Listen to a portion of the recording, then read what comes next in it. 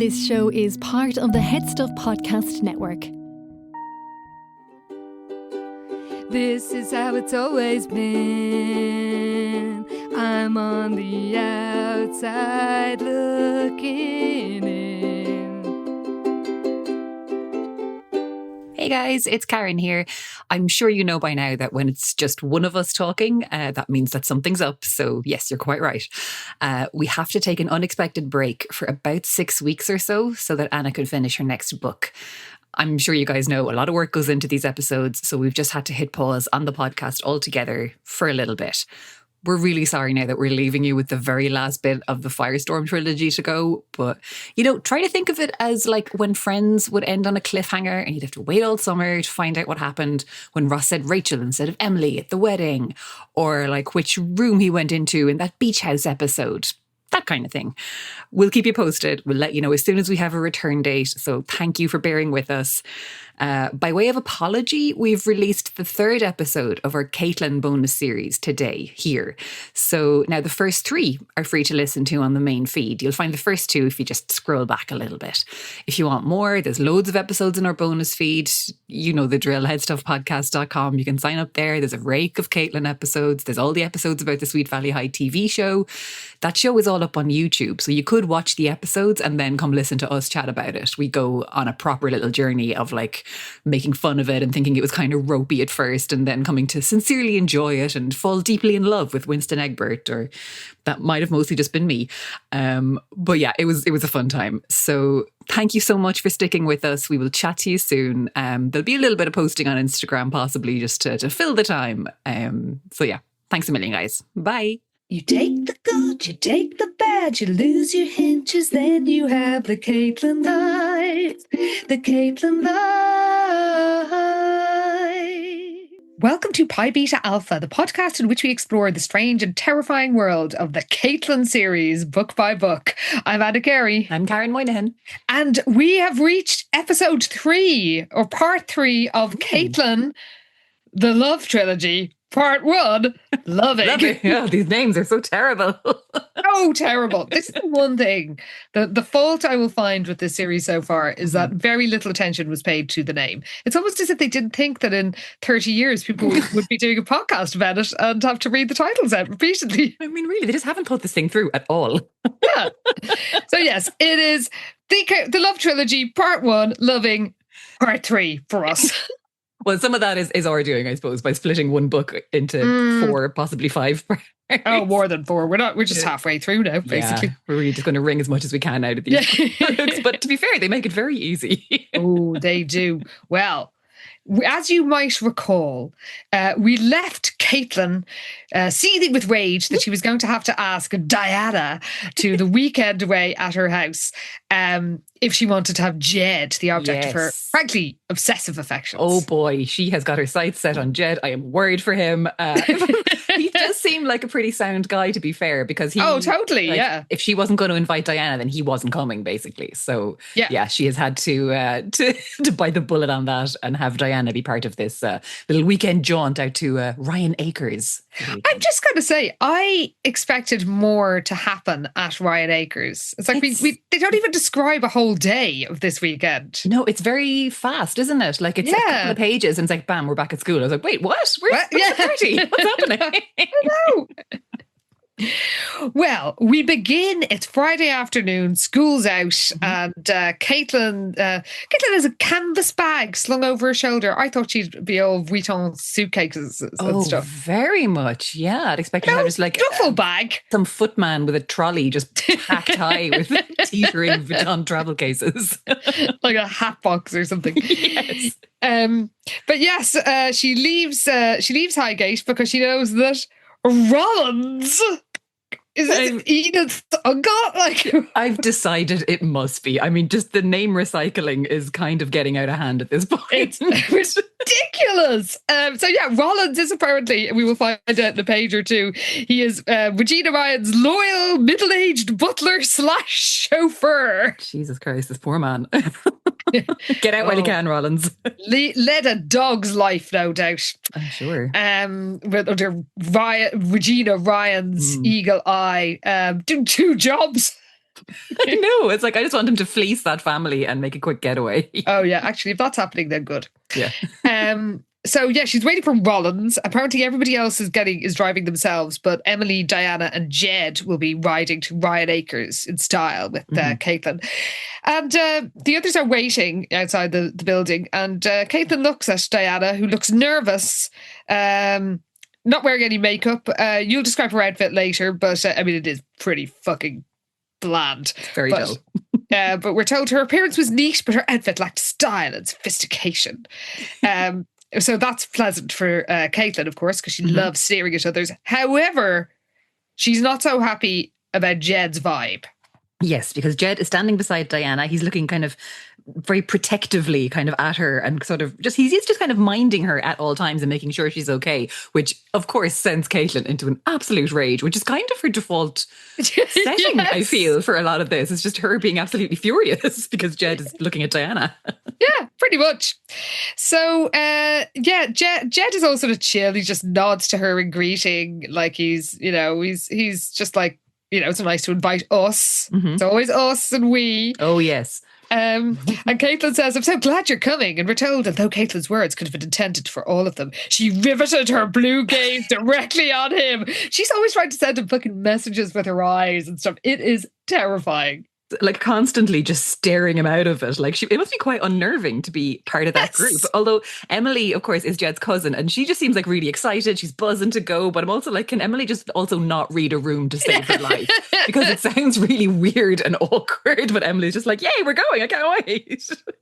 Well, we also get the introduction at last between Diana and Caitlin. And we are told that when Jed says, have you met Diana, Caitlin? We're told his tone was no more than polite. She's like, he loves me, but he clearly doesn't give a shit. Not a bit. And it's funny, actually, because I was kind of surprised by this because we've had so much kind of Caitlin and Diana stuff, but it's all just Caitlin obsessing about her from a distance. So they never actually met properly or been introduced. So yeah, Jed makes the introductions. Caitlin's like, yes, we've seen each other, but we've never actually been introduced. So they like study each other. Caitlin she has to use all her acting abilities to keep the dislike and jealousy from her tone. And I bet she did not succeed in that. Yeah, 100%. I just can't know see that. it. Yeah. No. Said it before, say it again. Subtle as a brick. Like she is like those acting skills are not up to this job. No, like apparently she says, hello, Diana, nice to meet you. And it is just impossible to read it without just picturing her like spitting it out through gritted teeth. Like that's very much the vibe. Well, we're told she resisted the urge to grind her teeth in disgust at Diana's shy goodwill. Again, I bet she's failing. Oh, 100%. We're told, was Diana so confident of Jed that she had no qualms about welcoming a beautiful adversary? Oh my God, she is deranged. Like there are no hinges. She is unhinged. Not a hinge to be seen. Oh, a beautiful adversary. That's how I thought of myself when facing, girls who were going out with boys I liked. It's those totally normal teens for you. Yes. Again, if you want to know how I felt about girls going out with boys I liked, you can read my novel, Our Song, out now. Hooray! Diana's looking forward to having some free time because, of course, she's working for the Fosters all the time. Did the Fosters not employ an actual nanny? Like, how much work is there in babysitting for one family? It's starting to seem like exploitation. Mm-hmm. And he's the principal. I don't think we learned until this episode or this section that Dr. Foster is actually the principal of the headmaster of the whole school. Yeah, I was not aware of that either. Yeah, and the fact that she's there on scholarship, I don't know, it's kind of an indentured servitude kind of vibe. It does. I don't like it. I don't like, yeah. She wishes she had a bit more free time, so it's great to, have a weekend off from her full-time fucking job. Like, this poor girl. And then Rollins arrives and the portly grey-haired man opens the trunk and loads up. Caitlin notices that Diana is, a bit awed by the car, which we do learn is a 1936 Bentley. And even I know that a 30s Bentley is like something from an old Hollywood film. Like, this is an insane car to be just driving around to pick up your granddaughter. I know, just flinging luggage in the boot, like. So Jed is all sort of protective of Diana again, but of course Caitlin decides she has to split them up. Yes, as usual, everyone is just a pawn on her little chessboard. So she says to Jed, would he mind taking the front seat because he'd be more comfortable up there apparently. But he's actually game on for this because he wants to talk to Rollins about the car. So they end up having some like car chat about it. So he's actually happy enough for Diana to sit in the back with Caitlin and Emily. But it turns out there's like a partition between the front seats and the back, so they actually can't hear anything that's going on in the back of the car. So I guess he's just deciding that surely no harm can come to Diana while he's just in the front seat. But yeah, not if Caitlin has anything to do with it. Yes, little does Jed know. So Diana's quite quiet when the other girls are chatting. And then, of course, Caitlin disingenuously says, oh, have you bought all your riding gear, Diana? Ryan Acres stables are terrific. And how, we're going to go out and ride tomorrow. And Diana tries to force a bright expression on her face and admits that she doesn't ride. And but it's like, don't worry, you go off and I'll keep myself busy and meet you for lunch. And Caitlin's all like, oh, I'm sorry. She's such a disingenuous bitch. Because, of course, Caitlin knows full well that Diana doesn't go horse riding and is actually quite scared of horses, I think. That was revealed before. Yeah, and Emily had told her all this. So Caitlin is very brazenly just like, oh, I'm so sorry. I assumed we'd all be going horse riding. And she's just kind of hoping Emily won't remember that she had already told her all about Diana and this. But apparently, Emily kind of does slightly take the hit on this and just apologizes to Diana and says she was so excited about going horse riding herself. She forgot that Diana wouldn't be doing that. Diana's like, oh, that's okay. Don't worry about it. But again, Caitlin is scheming as usual. So she says, look, don't worry about it. We can set up like a tennis game for you with some others that are also coming from drama club. They'd sooner play tennis than go horse riding. So she's like, we can get a foursome together and you guys can all play tennis. And then Diana's like, oh, that's no problem. Don't worry about it. I don't want to put anyone out because I think Diana just has no fucking interest in tennis. She's like, I brought a book. I can take a walk. It's fine. Don't worry. Relatable, Diana. Honestly, reading your book and going for a walk sounds much nicer than having to hang out with Caitlin. Or just forced to participate in sports. Oh God, that you don't have interest in. Ugh, no, thank you. So Diana's like, oh, don't worry, as you say, like she's got a book, she'll go for walks, and Caitlin it doesn't press her any further because she's satisfied because from the expression on Diana's face, Caitlin knew she didn't play tennis either and was now feeling completely ill at ease, which is Caitlin's dream. Like, this is all she wants is for Diana to feel completely out of place and awkward and uncomfortable, and she's already managing it, and all they've done is get in the car so far. Yeah. So Emily and Caitlin go into detailed horse chat about a bunch of individual horses that we never actually see in action, so completely irrelevant. There's a gelding called Challenger who lives up to his name, we're told. Yes, apparently. They arrive at Ryan Acres. It's the white columned front of the two-storied manor house. Let's not think about let's not. The history of this Basically, place. every big building is a fucking plantation. Yes, exactly. It's like Tara and go with the wind. Horrendous. So they arrive and Rollins will bring in the luggage, we're told. One of the maids greets them, called Margaret, curtsies to them. Oh, well, bobs her head, but it's practically a curtsy. It's disgusting. So it's all very fancy. Crystal chandeliers, priceless oil paintings, Chippendale chairs, Hepplewhite tables. But then who should arrive but Ryan's grandmother, Regina Ryan herself. Yes, she sails into the hall. She's kind of talking to Regina as she approaches. She's like, oh, it's so good to see you. The rooms are all ready. Again, she's quite formal with Caitlin, and Caitlin does realise that her own manner is very different with her grandmother, even now that she's in front of her friends. So she introduces everybody. So she's like, this is Emily. And like, there's something kind of impressive about everyone that she can introduce to her. Apparently there's some connection with her. Emily's dad has some farm that Regina sold a horse from. So there's like, okay, great. Yes, I know who your people are, basically, kind of a vibe. And then when she introduces Jed, he absolutely charms Regina with his cowboy ways. Because he's like, genuinely, that is what he does. Like, he even lays on the Montana accent really thickly as well. And she's totally taken by him. And they kind of have a chat about horse riding and how different it is, riding horses on a ranch compared to the kind of Julie Cooper horse riding that they do here, basically. That's how I'm dividing horse riding styles in my head. It's like cowboy, Julie Cooper. Exactly. But yeah, so he gets on great with Regina, or at least knows how to plum her and keep her happy. So that goes very well. And then, of course, poor Diana, she's introduced, or not Regina, Caitlin's like, oh, and this is Diana Chasen. She's new to Highgate. And she's like, yes, she's a scholarship student. But like the way Caitlin says it, she knows that her grandmother is just going to be like, oh. Yeah. Gross. By the way, we also learned that Diana's dad is with the Department of Agriculture, which means like she's incredibly fucking middle class, I presume. Honestly, that sounds like an impressive, like fucking stupid connection to have. That would impress rich people, but I guess not. Especially rich farmers. I mean, my dad was a senior civil servant, and like, I mean, I went to a state school, but we're hardly a street urchin. Like, they're acting like, this child of the streets will, has like never been in a house before. Like, honestly, it's like she's a charity quite case. Privileged. I know. It's so rude. But like, of course, Regina is immediately like really cold with Diana and is just like, oh, I guess you must be an excellent student. But even the way she says it still sounds like an insult, basically. So she's just a huge bitch. Yeah. And she cuts off Diana in the middle of, Diana saying, thank you. Yeah. So we learned that Regina has good taste in one level because she's looking forward to seeing Ginny. The warmth that her grandmother extended towards Ginny bothered Caitlin, we're told, but she doesn't let it show. And Regina's going off to have dinner with friends, and so they've got the house to themselves.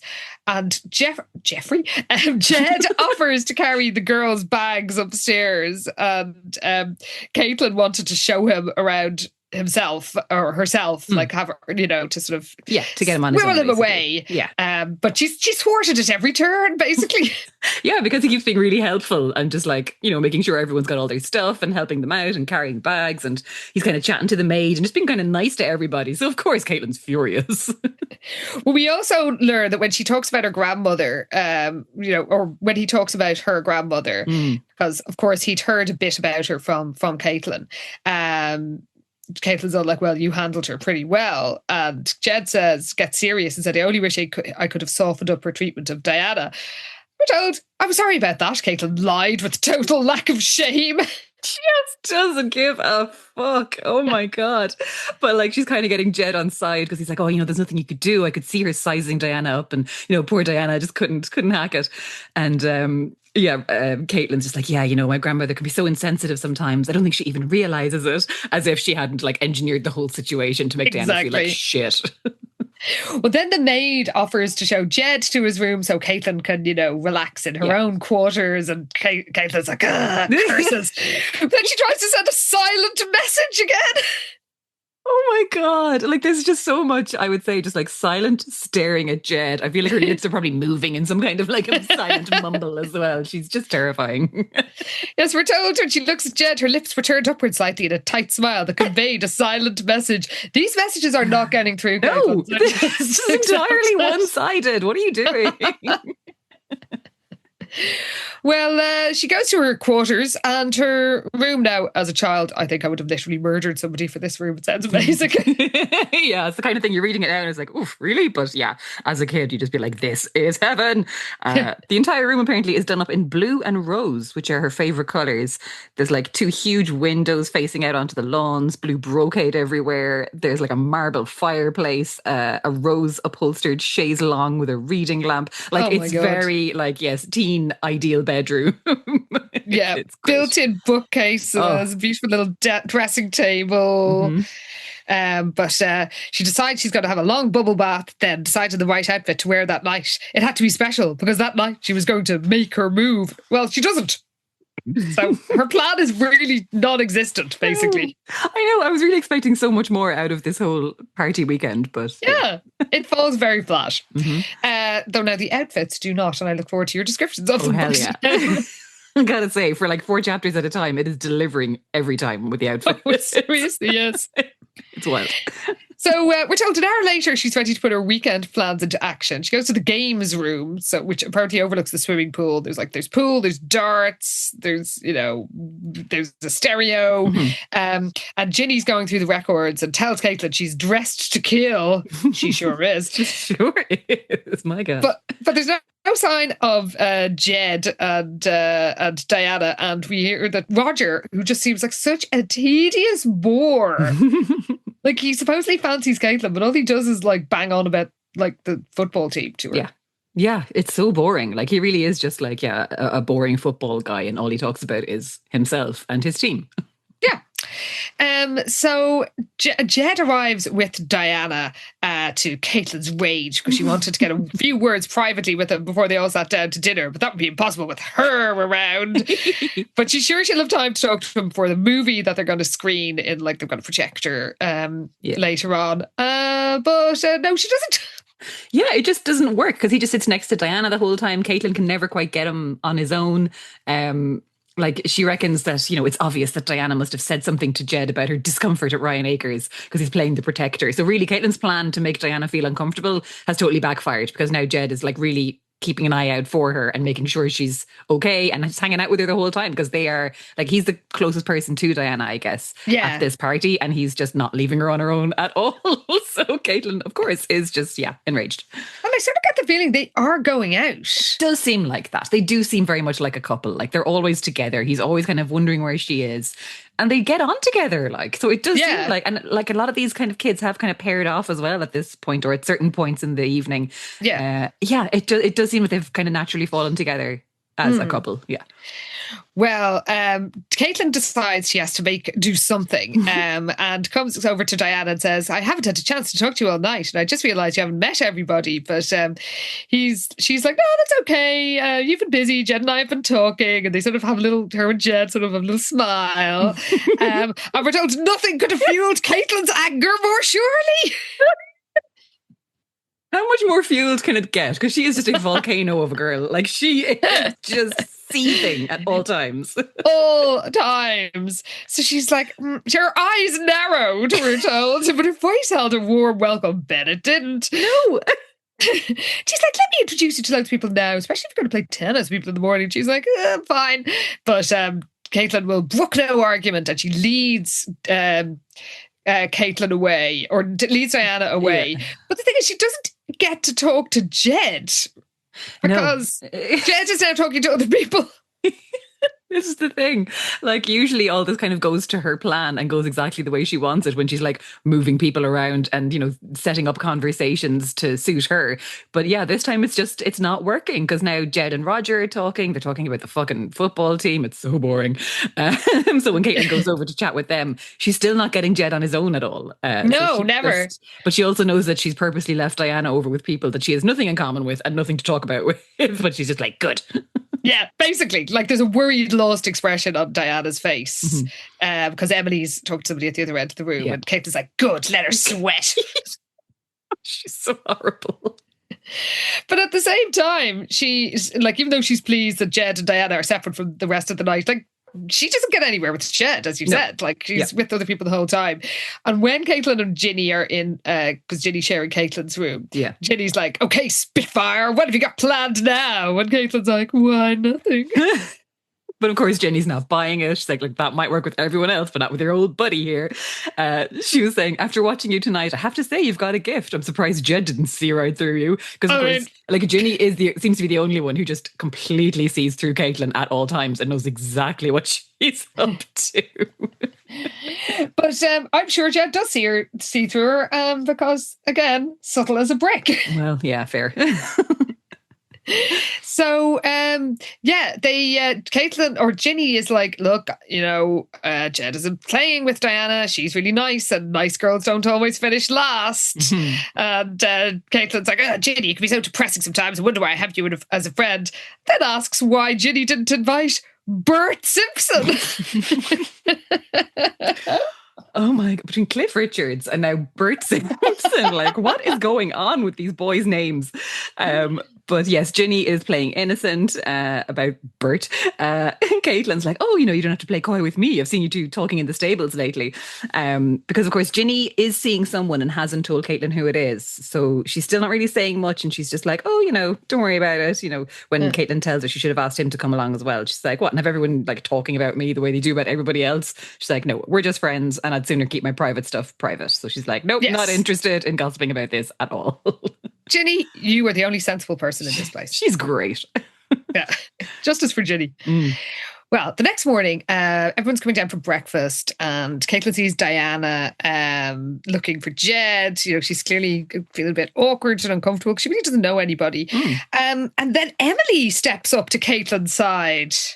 Yeah, she tells her that she's been worried about Diana. Apparently, she told her last night she doesn't feel good enough about her tennis to play with Jill and Steve, who are kind of the two tennis players. And she's afraid she'll make a fool of herself. Oh, that's too bad, Caitlin said. Feigned concern as she's like tracking Diana across the room with her eyes like a fucking predator.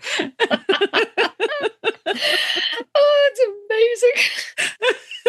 So obviously Emily's worried about Diana. She's like, look, do you think there's something you could come up with for her to do? Caitlin's like, yeah, there's loads of things to do around here by yourself. And it's like, Caitlin spoke from experience, having spent so many lonely hours at the sprawling estate. Oh, boo-hoo. Like, yeah, whatever, dude. You're also going out of your way to make this girl miserable.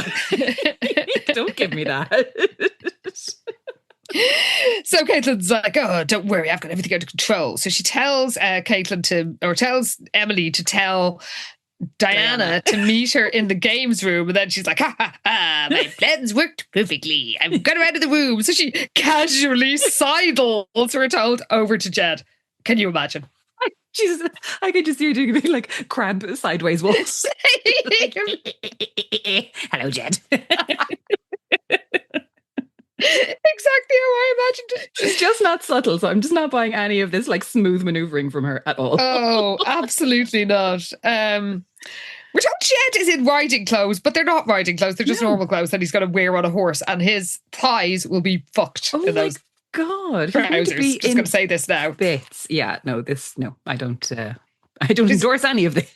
There's a reason people wear jodhpurs and at least chaps. Yeah. The chafing. Oh God. Oh. But he's thoughtful and he's clearly, look, there's something on his mind, and he's not smiling when Caitlin starts banging on about the horse that she's picked out for him, because he's like, exactly who's riding? And she says, well, everyone except Jill and Steve. And Jed's like, and Diana. And Caitlin's like, oh, don't worry, I found out she doesn't ride. I tried to get a foursome for her with tennis, but now I don't know. Now I heard she doesn't play tennis either. I feel so bad. And Jed's like, well, I'm not riding either. I loved this. Oh my God. Just like slapping down everything. It's so funny. Caitlin's playing the kind of like, what, confused and upset card. And she's like, I don't understand. I've given you the best horse in the stables. Challenger. You love him. But Jed's just like, no, I'm sorry. I don't want Diana to spend all day by herself.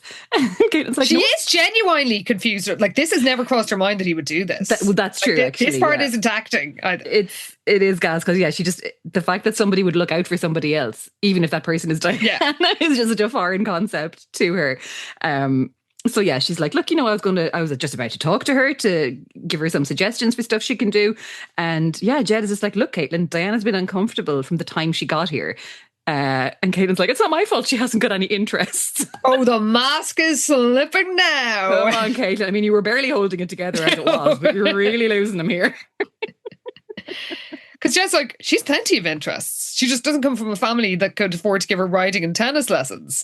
And of course, this sets Caitlin off. It's like, oh, I shouldn't have invited her, should I? With her eyes flashing in indignation. And Jed is so good about this. Like, he handles it so well. He's just like, no, I'm just saying she feels left out. And then Caitlin makes it all about her. Oh, of course, yeah. She says, she thought that Diana would feel left out if she didn't invite her. And, Caitlin's making it out like, I just can't do anything right because, if I didn't invite her, she'd be left out. I have invited her and now she's feeling left out. She's like, I don't know her or what she likes or doesn't like. It's hard enough keeping 12 other kids happy. And she really kind of decides to take advantage of the fact that Jed's expression has softened towards her a bit. So she really just dials it all the way up. Her chin is trembling. She's blinking with tears. And it's basically the pressure of entertaining is getting to her. She's like, doing the best I can. So Jed is like, oh, look, I'm sorry. Look, I didn't mean to upset you. I'm just worried about Diana. And he's like, well, so am I. Her blue eyes are luminous with tears. And she's like, I don't know what to do, but go ahead with the plans I made. And he's like, look, I'm sorry, but look, everybody's waiting. You better go. She's like, okay, you're coming with me. He's like, no, obviously not. I'm staying with Diana. Yeah, I'm going to find Diana. We'll see you at lunch. His words cut Caitlin to the core. When we're told she wants to scream, to lash out at him. He didn't care about her feelings, her disappointment. No, why should he? She's not the one being left out. All he cared about was his sweet little Diana. She swallowed hard to keep her fury inside. But she didn't. And nodded, afraid to say any more and reveal her real emotions. I mean, she's just not bottling this up as well as she thinks she is. Absolutely not. Because she refuses to even look at him as he pats her shoulder and walks away. So she's just frozen to the spot, literally seething as she listens to him walk off. Her hands are clenched so tightly that her fingernails are cutting into her palms. And she's just like, this couldn't be happening to her, she thought. All because of that prissy nothing of a girl.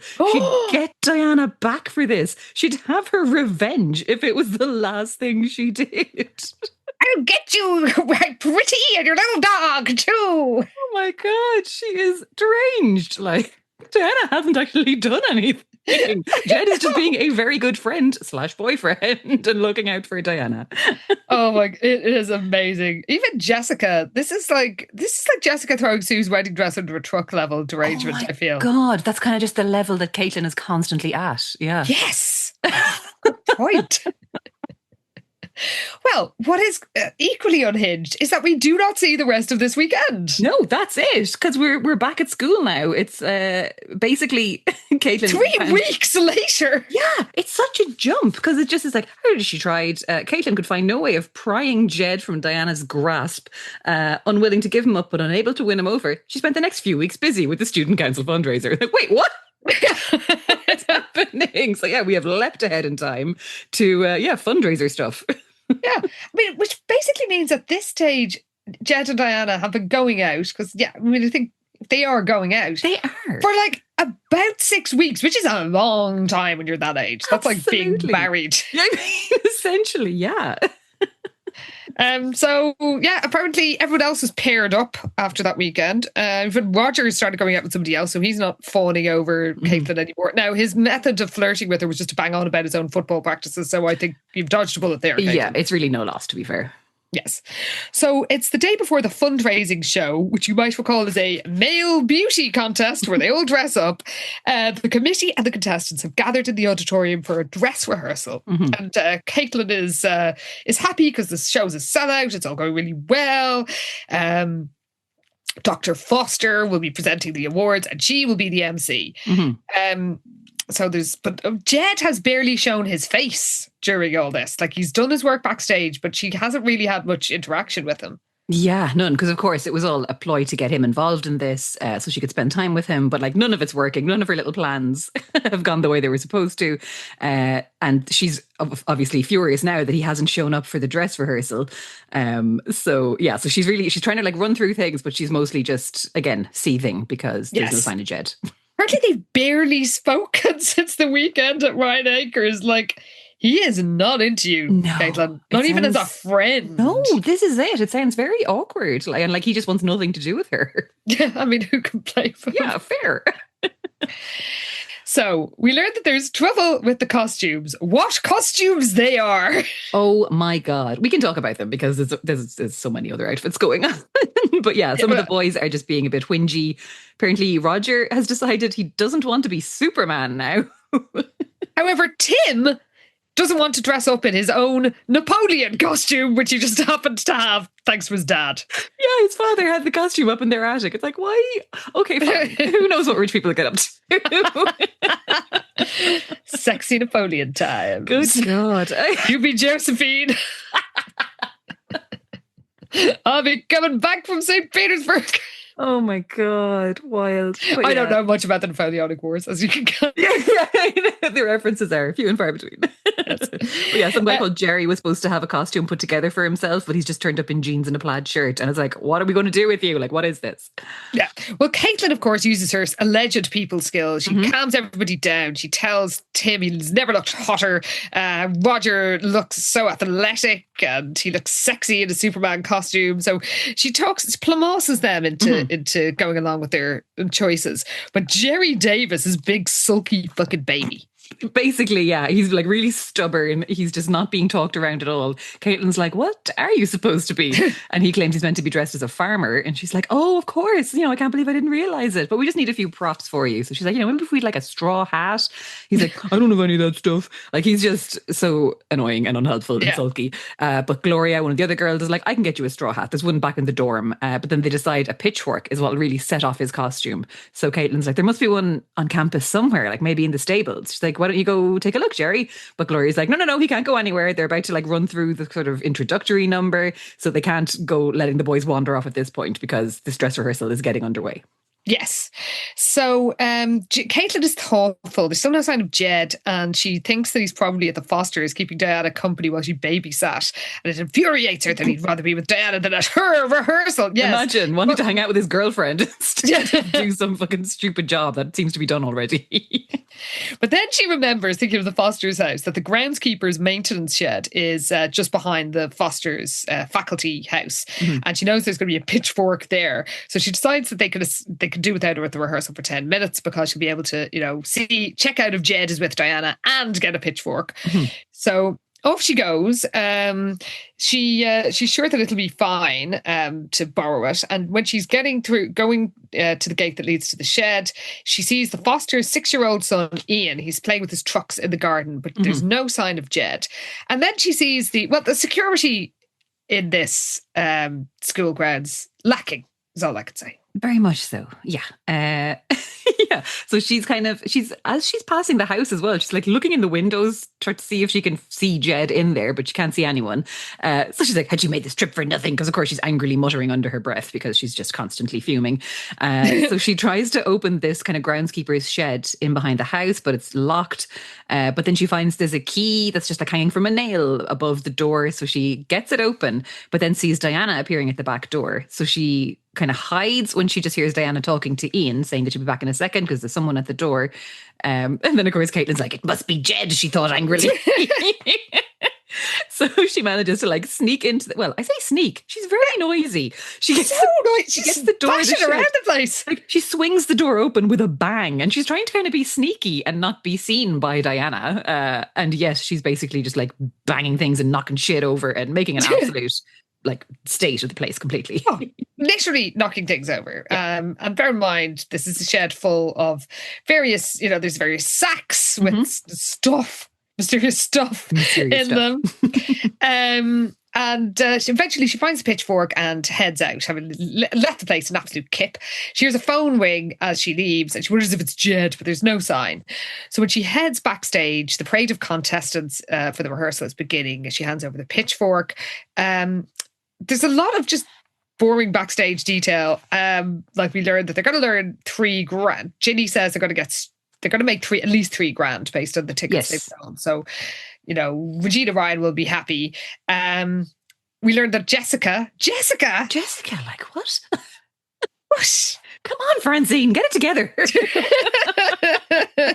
There are other names. I guess she's the director.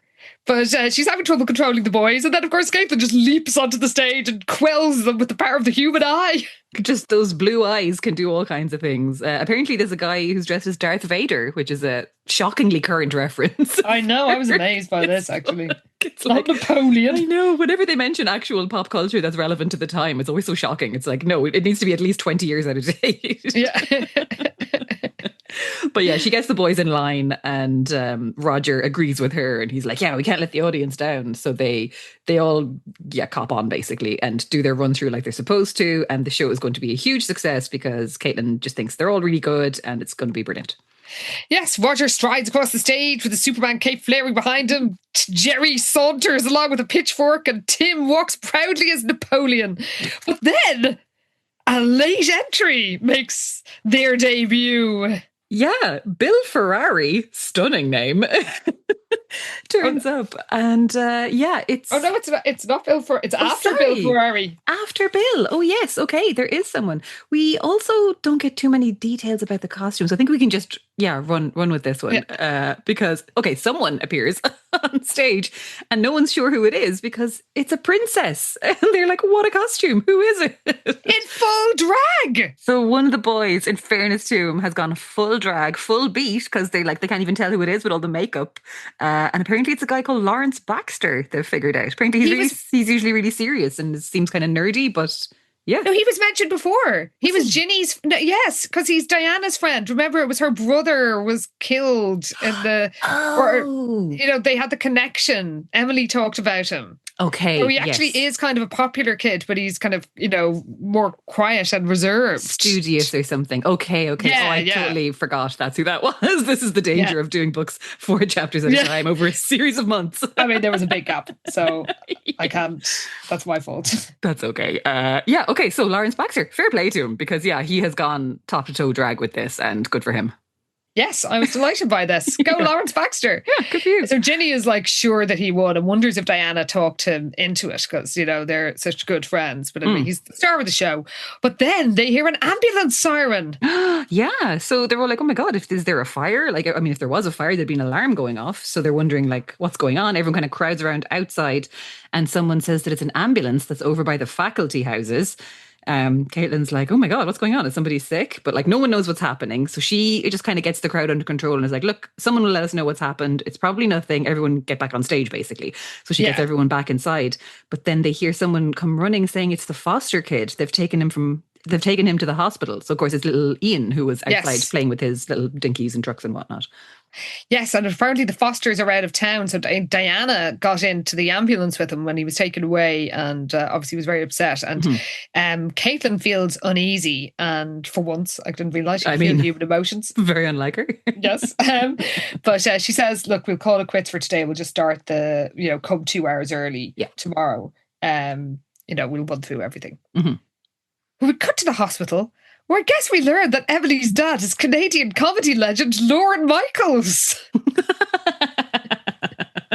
Spelt differently. But it is Lorne Michaels. It's Lauren, Lorin, which is not a male name I've ever heard before in this part of the world. But maybe if anybody knows it, or knows where it's from. But he's Lorne Michaels. And we learned that Ian was poisoned because of eating chemicals out of a sack. Oh my God. So there were chemicals in sacks in the shed, which seems like a very questionable way to store chemicals, let's be real. Yep. Just chemicals. Oh, yeah. What are they? It's so vague. It's kind of hilarious. So basically, chemicals in sacks were in the shed. But of course, Diana hears this and she's like, I locked the shed door. I know I did. But apparently it was unlocked when Ian was found on the back steps of the house. Yes. So Emily's dad is like, look, obviously we don't want to make this more difficult for you. We know how upset you are. And she's like, I just want you to believe me. I locked the door. I know I did. So poor Diana is freaking out because, of course, she's blaming herself. But she's like, I definitely locked that door. I don't know how it could have been open. Yeah, because apparently some delivery men... by the way, Mrs. Foster told me before she left for work that some delivery men were coming. Is this kid working as a full-time nanny during working hours? What the fuck is going on with the Fosters? They're just leaving their 6-year-old with this random student. It should be at school. Yes. I'm sorry. There's no way the wife of the principal of a posh boarding school is working the evening shift in a restaurant or something. This is during the day. Yeah. But... apparently she had to lock up Mrs. Foster reminded her to make sure that the shed was locked after these delivery men left whenever they were delivering in there. And she knows she did. She remembers hanging up the key. But then a doctor comes out of Ian's room and Mr. Michaels goes up to him. For once, the doctors are professional in this town and do not reveal all in front of random children. It's quite refreshing, actually. Imagine an adult doing some adult stuff properly and not traumatizing children unnecessarily. But so this doctor tells Emily's dad that Ian is stable, but he's comatose. So they've given him an antidote. It's all very fucking vague. Great medical research here, Ghost Rider. Look, at least they're being tactful, but they still seem like they haven't got a fucking clue. So, True. You know what? The antidote is probably just a cheerleader is doing a routine for Talking him well. He's got to want it, you know? He's only 6. Yeah, that's it. But he's just got to want it, or else it's his fault. Well, I'm just going to say it kind of is his fault. But they do reckon that his chances for recovery are quite good because of his age and his general good health. However, we're told that it's unusual for a 6-year-old to sample an unknown substance out of a fucking sack in a shed. But apparently, unfortunately, the chemical looked remarkably like powdered sugar. Also, I'm sorry, small children, they pick up anything and it goes straight into the mouth. Like, what are you talking about? It's unusual. No, he's 6 though. He's 6. He's not a baby. Oh, he is. I think that's the thing. Like, they're acting like it'd be unusual if it wouldn't be unusual if he was like a toddler. Okay, yeah. I think it is unusual for a 6-year-old to just eat something random out of a sack in a shed that probably smells weird.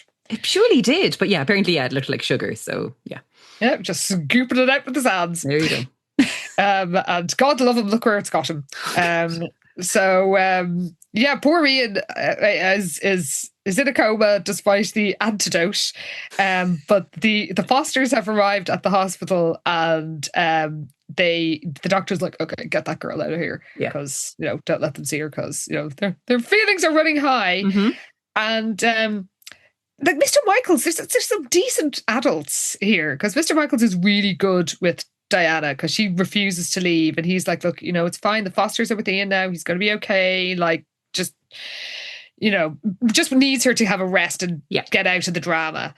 And so he persuades her to get home, and who should be there when they arrive at the Michaels' house but Jed and Emily? Yes, of course. So they're like, straight away, they're just like, oh God, poor Diana. So they try to make her feel a bit better, get her to sit down. Jed is like, have you eaten anything? Like, he's really minding her. Like, he's really good with Diana. And Diana kind of is like, oh, did we eat? Like, she's in pure shock, so she can't remember basically anything that's going on, or like if she's eaten anything, basically. So Mrs. Michaels is like, I have leftovers warming, it's going to be fine. She's like, how is Ian? But her dad is like, we'll talk about it later, Diana's been through enough. And they kind of very quietly have a little conversation where his wife whispers to him and is like, no good. And he's like, no. But again, this is not in front of the others, or they aren't overhearing all of this. So it's very shocking in a book like this to see adults being, quite responsible and not just fucking telling these children everything when they don't need to know. So Emily comes out and asks, like, what's wrong with Diana? Like, what's happened? And they basically tell her, but said, look, don't let Diana see you so upset, it'll disturb her more. And when they go back into the sitting room, Jed is like next to Diana on the couch. He looks troubled, but Diana's fallen asleep. Mm-hmm. Is this possible? Feels a bit unlikely. She just like go from being in shock to just like bunk sleeping on Jed's shoulder on the couch. But it probably is very exhausting though, the whole ordeal too. That's true. Yeah. And Jed, is glad she's resting, but thinks she'd been through so much that day, and he instinctively knew that she'd need all the strength she could muster in the days to come. She sure will. Oh boy, this is going to be a rough ride.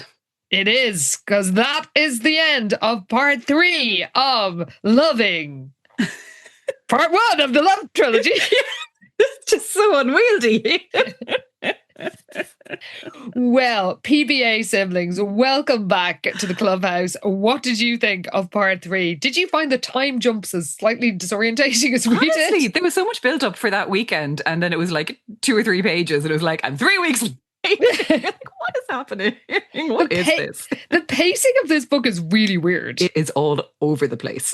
Like, it takes place over a really long time, as far as I can tell. Oh, it does. Like, I wonder, are we kind of covering a year at a time in each of these books, I wonder, of school? Oh. I don't know.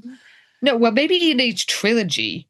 Or in each trilogy, yeah, sorry. Yeah, because we've got 9 books altogether, but we do take them up to like marriage. So okay, yeah, because she does go through college, I guess, in the second trilogy, is it? Or yeah, and I think the third one she's like running Ryan Acres or whatever, Ryan mining company. Business bitch now. I mean, I know she's not going to stay sociopathic forever, which does make me very sad. But I know, it's like, oh, nice, Caitlin. That sounds boring, but I'm sure we'll find something to make fun of. We'll find something to talk about, even if it's just lamenting her old self. Because she is full on fucking crazy in this book. Oh my God. She makes Jessica look like a actual saint. She's so funny, like, because as like, yeah, your protagonist character in YA at this point, and it's just like, oh, she's an absolute fucking nightmare. Enjoy. Exactly. And we do enjoy. Well, PBA siblings, did you enjoy as much as we did? You know how to find us. We are at SVH Podcast on all social media. Yes, you can send us an email at svhpodcast@gmail.com. Oh, but before we get too carried away, outfits. Oh, Let's talk about outfits. Yes. Oh my God. Okay. I keep forgetting that we're like just doing bits of a book and we're mixing up formats. It's very confusing. Very confusing. Okay, yes. So we had Diana looking really boring as she's waiting for her lift from Rollins out to Ryan Acres. She is dressed in a beige wool skirt and pullover. Like, come on. You've got a red jumper in there somewhere. Seriously, like, you don't have to wear all beige. But Jed stands beside her, infuriating Caitlin. He's as handsome as ever in a green sweater, emphasizing his eyes, and well-fitting tan corduroys that accentuate his long legs. Very nice. Then we have Caitlin as she's facing off with Diana when they're finally introduced. She's magnificently poised in her brand new indigo jumpsuit. Yes, a jumpsuit, first jumpsuit sighting. Very happy. You absolutely love to see it. I do. And then finally we had, and again, this is like within 4 chapters. We're getting kind of just outfits on outfits. It's fantastic. I love it. So when Ginny says that Caitlin's dressed to kill, she sure fucking is. Because Caitlin has opted for, and again, bear in mind, this is just for a night where they're hanging out in her house, watching movies and eating dinner. Nevertheless, Caitlin has opted for a shiny black leather pants set. Set! That despite her grandmother's admonition about black being too dreary a colour for her, Caitlin knew how sleek she looked in the tapered pants with matching body-tight jacket. This is an insane outfit to wear for like a film night. Honestly, like apparently her long flowing black hair added just the right casual touch so she wouldn't look out of place among her mostly jeans-clad friends, which I am not convinced about. She's got full Catwoman. And she's basically bet into a leather outfit while her friends are hanging around in jeans and jumpers, and she doesn't look out of place. Absolutely not. Just like curling up on the couch trying to, at least with Jed, just squeaking all the while. Like, room for one more. Where was the couch? Oh my God. Is there any more? Can there be any more to this magnificence? What was there was just Jed when he was in his riding clothes, which were basically jeans and a jumper. Yeah. Those jeans are going to be in the inner seams of those jeans. Oh, look, R.I.P. to your thighs, Jed. What are you doing? Well, you all had thoughts on the first episode of Caitlin, the second episode of Caitlin, I should say, and doubtless you will have thoughts on this one, especially the outfits. Looking forward to seeing any horsey folk, your thoughts on the riding attire.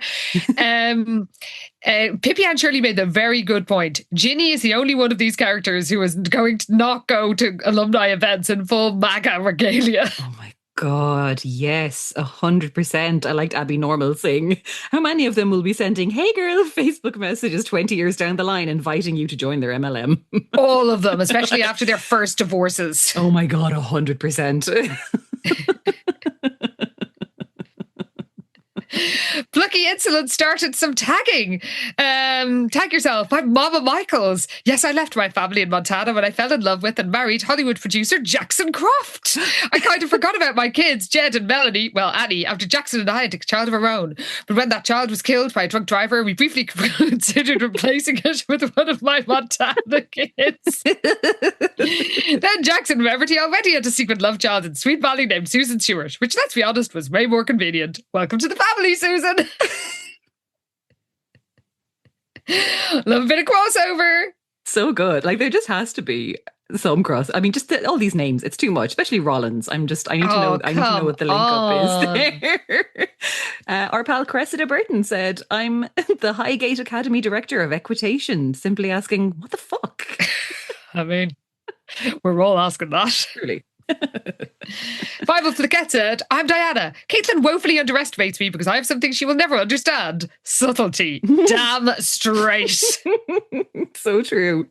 Knee Durkee was referencing, yes, we had learned that Caitlin apparently in France, was called Sally. Yeah, Sally! I guess Sally was more of an American name. Maybe Caitlin's a bit tricky to pronounce when you're French and you're not familiar with the name. I don't know. But anyway, Knee Durkee said, I'm Sally Ryan. I'm plain-faced and terribly dressed, but I'm also incredibly sound, a great friend, and have never concocted an evil scheme in my goddamn life. Good for you, Sally Ryan. I mean, that book would be, probably more relatable, but probably more boring. That's fair, yeah. Kate had said, I had to Google Cliff Richard. I had no idea why you guys were giggling about the name until I got some context clues from what you said. And Cresta Burton made a good point. He sang a song called Devil Woman in 1976, another prime candidate for any Caitlin-themed soundtrack. Oh my God. Devil Woman, she's gonna get you. Oh, like a Caitlin playlist is kind of something I need now, I think. The possibilities are just so ripe and endless. Speaking of which, we did not have a new theme tune this week because we completely forgot about it until about a second before we started recording. But I swear to God, as God is my witness, May Regina Ryan strike you down. I'll have one by the next. In fairness, I have had a lot on. You've been busy. You've been very busy. I have. Yes, Abby Normal did make the point that Jessica Wakefield walked, so Caitlin Ryan could run. Very fair. Yes, absolutely. We did have Jen Beesgilds ask a wonderful question, which was, who has a higher opinion of herself, Jessica Wakefield or Caitlin Ryan? And we actually took it to a poll because it was such a good question. But yeah, I think, Jessica won by quite a landslide, only because Caitlin does have a lot of insecurity going on, which is basically something Jessica has never heard of. Yes. Kate also gave us some great news. Said, I hope you heard about the largest plantation house in the south, which was a fucking 4-star wedding and event venue. Can you even fucking imagine? Delightfully burning to the ground last week. No one was hurt. The house is a total loss. Oh, that was so fun seeing that. Every one of those photos, I was just like, yum, yum, yum, give me more. I love it. Cursed earth. Salt that fucker. I love it. Exactly. Great. Very satisfying. So thank you all so much, PBA siblings. And another big thanks to all of you who have ordered my book and have shared your thoughts on it. It's been so lovely seeing people posting copies of our songs all over the world, and it is very much appreciated. And if you could drop me an L, 4 or 5 star, preferably 5, obviously, review in the outlet of your choice, that'd be very much appreciated. I still haven't recovered from accidentally saying that somebody on Amazon gave me 1 star just over a week ago. Haven't gone back since, never will again. Haunted by the thought that loads of people are doing it. So if some of you could drop me a 5, I'd really, really like it. But yes, I've been very moved by the response. The response to the book has been very positive, I should say. And, it has, yes. And I appreciate it very much, especially all of you, because quite a lot of you have bought it, I know. And it's been an absolute delight to see your pictures of the book in all corners of the globe. So thank you for your patience while I've been off going slightly unhinged. You lost your hinges too. Not quite as many. No, you still have a few hinges left. Just about. I mean, you can decide, listeners, do I sound, what my hinged level, how many hinges are left on this creaky old door? Come up with a hinge scale. Oh, God. I shudder to think where I am on that. Well, listeners, Pi Beta Alpha siblings, we will, of course, see you in the main feed, as I keep saying out of habit, next week for part 2 of Pob's Revenge. Oh my gosh, I can't wait to get back into these vampire books. It's so stupid, it's so fun.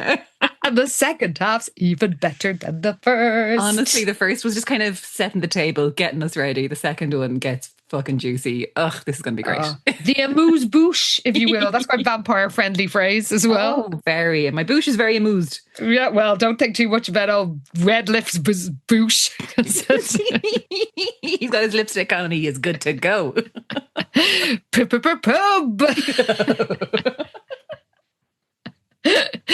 So yes, we will see you in the main feed for Jonathan Kane 2 next week. But we will see you back here in the clubhouse in 2 weeks' time when we find out the aftermath of little Ian Fraser's accident in the Caitlin trilogy, the Love Trilogy, Part 1, Loving, Part 4. Woo! See you then, everybody. Thanks for listening. Bye.